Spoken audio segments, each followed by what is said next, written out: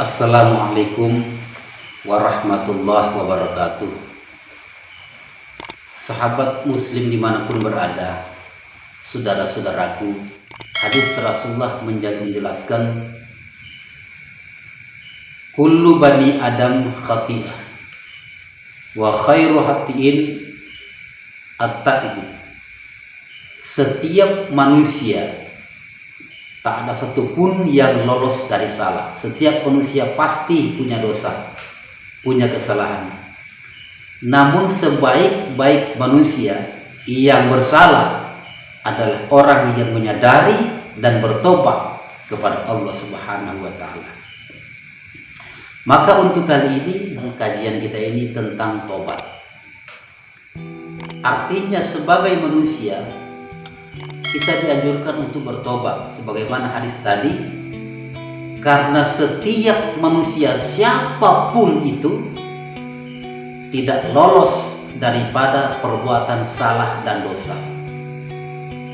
Maka sangat arogan, sangat angkuh, sangat sombong kalau ada orang mengatakan bahwa dirinya tidak pernah berbuat salah atau tidak pernah melakukan kesalahan. Sengaja atau tidak sengaja, hal itu biasanya akan muncul setelah akil balik. Pasti punya kesalahan, pasti punya kesilapan. Karena namanya kita ini insan. Insan itu dari nasia, an-nas. Nasi artinya lalai, lupa. Maka insan itu, manusia itu adalah makhluk yang banyak hilaf, banyak keliru, banyak salah. Dan yang kedua juga, kenapa ada anjuran di dalam Al-Quran, ya ayyuhalladzina amanu tubu ilallahi taubatan nasuha. Wahai orang-orang yang beriman, bertobatlah kamu kepada Allah sekalian sebagai tobat yang nasuha. Tobat nasuha artinya tobat yang tidak akan pernah berangan-angan untuk kembali melakukan perbuatan yang pernah tercemar, perbuatan yang dilarang oleh Allah Subhanahu wa Ta'ala.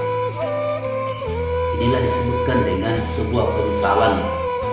Akan tetapi penyesalan ini bukan hanya sekedar menyesal. Tobat itu adalah merupakan sebuah konsep manusia untuk menyadari perbuatan-perbuatan kelamnya, perbuatan silam yang dilarang oleh Allah Subhanahu wa Ta'ala. Namun penyesalan ini tidak hanya sebatas menghentikan atau mengingat masa lalu, tidak melaksanakan apa yang harus dilakukan. Perlu diketahui, penyesalan tidak akan dapat merubah masa lalu. Namun penyesalan hanya dapat memperbaiki masa depan. Jadi kalau kita menyesali diri yang pernah berbuat kemungkaran, pernah berbuat kemaksiatan, pernah berbuat yang dilarang oleh Allah Subhanahu wa Ta'ala, lalu kita menyesal tanpa memperbaiki diri, ini sangat keliru.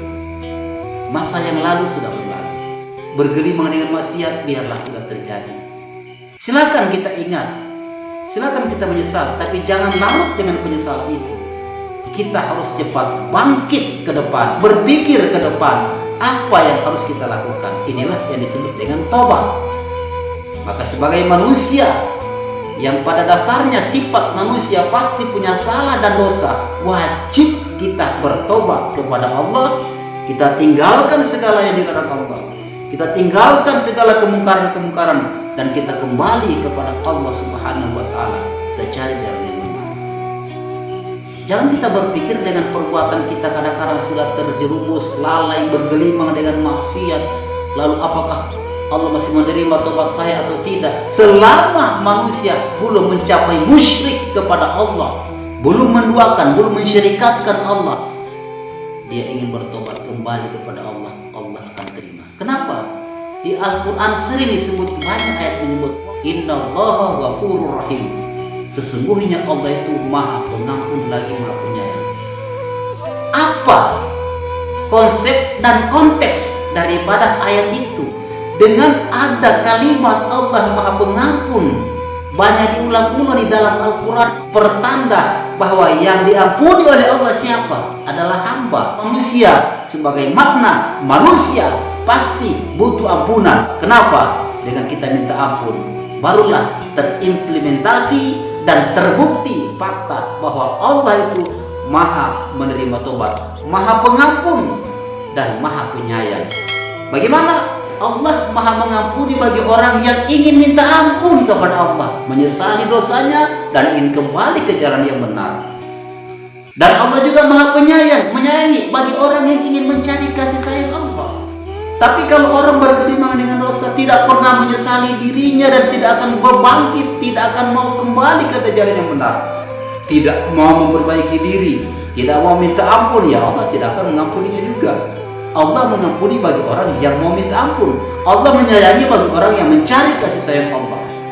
Maka dengan kita ingin mengharapkan kasih sayang Allah, kita cari kasih sayang Allah dengan cara kita sadar bahwa kita punya kesalahan, punya dosa, kita minta ampun kepada Allah banyak-banyak, baru kita raih, kita kejar, kita cari kasih sayang Allah Subhanahu wa Ta'ala dengan cara-cara kriteria di dalam tobat. Banyak orang berpikir, saya ingin sekali bertobat, melihat kawan-kawan sudah banyak sadar, saya masih begini, saya masih begitu. Orang yang barangkali sudah terlalu banyak dosa yang mungkin tidak diampuni, putus asa daripada perbuatan yang lalu itu sangat dilarang.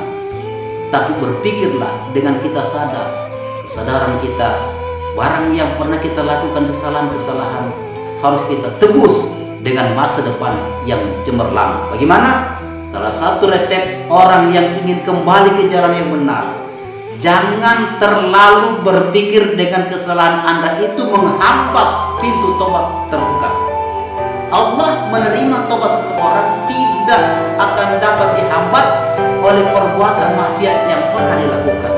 Yang penting pertama, munculkan kemauan kepada Anda. Bila Anda tergolong daripada orang-orang yang khotiin, yang banyak salah, banyak dosa, banyak kekeliruan, dan Anda ingin kembali ke jalan yang benar, Anda ingin mengharapkan ampunan Allah, Anda ingin mencari kasih sayang Allah, pertama Anda lakukan, munculkan niat dalam hati, kemauanmu. Adakah kemauanmu untuk mencari jalan yang terbaik? Adakah kemauanmu untuk mencari jalan yang benar?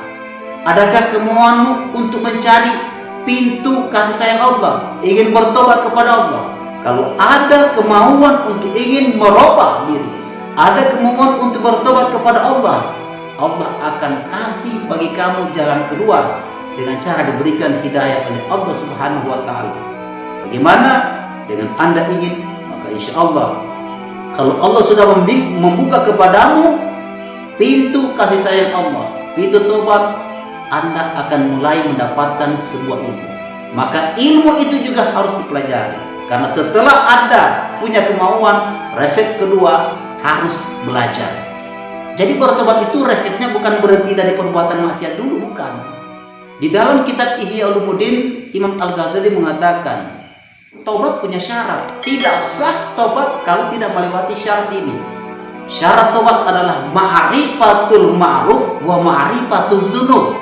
Dia harus tahu mana yang diperintah, dia harus tahu mana larangan, harus mengenal perbuatan yang baik, mengenal perbuatan dosa. Karena dengan dia tahu ini yang dilarang, dia tahu ini yang diperintah, jalan dia bertobat ada. Seseorang akan bertobat tidak akan mendapat jalan kalau di depan tobat itu tertutup pintu. Apa yang harus dia lakukan? Karena tobat itu bukan berhenti dari minum-minuman keras, berhenti daripada berzina, berhenti daripada mencuri dan sebagainya, lalu tidak ada yang harus dia lakukan, bukan. Itu namanya berhenti. Berhenti belum tentu taubat. Kalau dia tidak punya kemauan untuk belajar, lalu dia tidak punya ilmu pengetahuan untuk memfilter mana yang terbaik dan mana yang terlaknat, maka dia tidak bisa berjalan. Dia hanya berhenti, tidak dapat berjalan.